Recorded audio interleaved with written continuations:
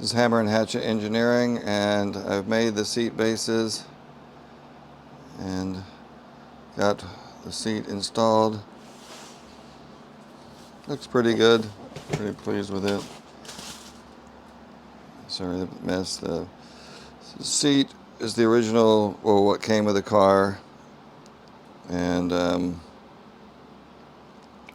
this is one of the original bases I used as a template, and then this was going on top. So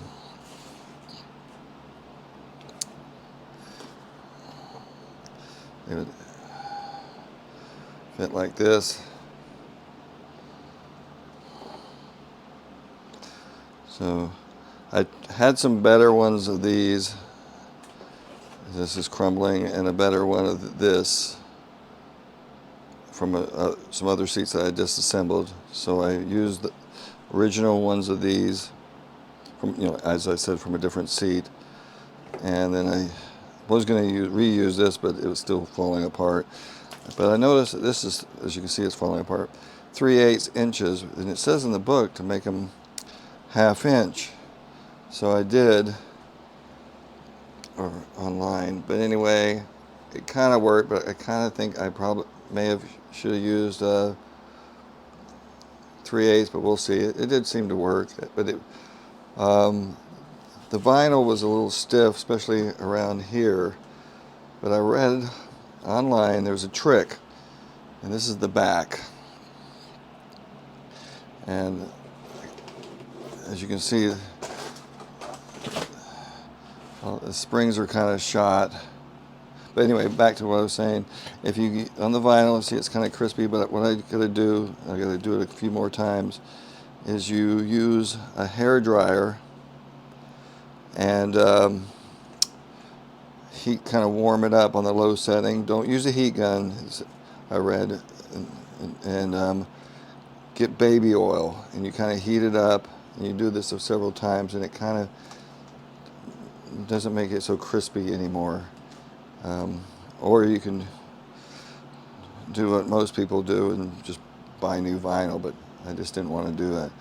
This springs and this chicken wire at Moss is like $800, and the Abington spare is $700. So I'm going to try and reuse what I've got, because it seems like no one's going to see this, but if it doesn't seem to work, I will use foam, but I'm going to try and just kind of make this work. I'm just going to safety wire this together, and like I said, I put some wood and just kind of felt it. It felt pretty good. So anyway, but yeah, baby oil. So it's still a little crunchy. I just did this one, and a hair dryer, just kind of heat it up, kind of open up the pores, so to speak, and then just use rub baby oil in it, and just do it a few times, and it'll eventually soften it up.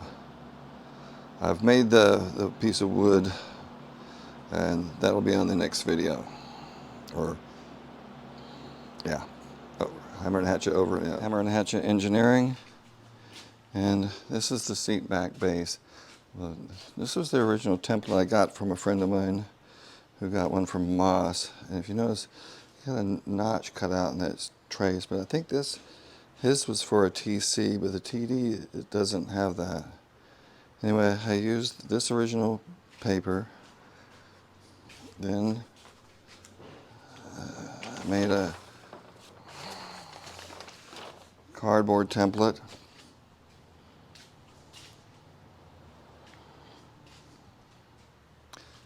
And then here's the original one that kind of came out sort of rotten.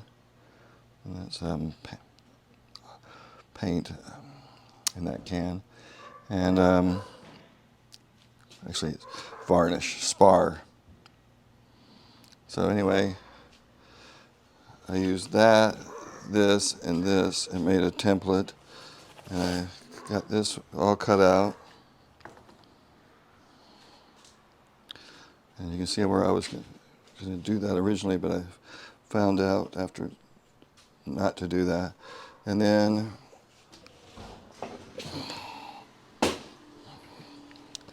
I used this original wood that came off of the piece over here. It's got a taper.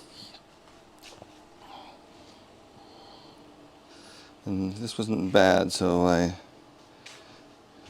just used brass screws. Now, these are for, hang on.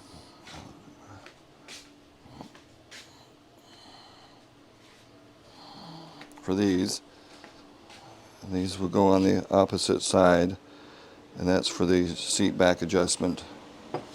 So this will be the next thing I install. So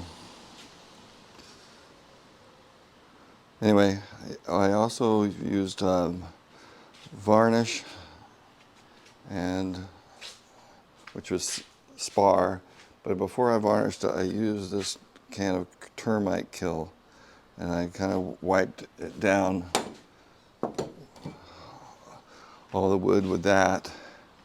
Then I let that soak in, and then I varnished it. So, all right, well, the next step is to install this into the seat back once I get that all straightened out. Hammer and Hatchet Engineering, over and out.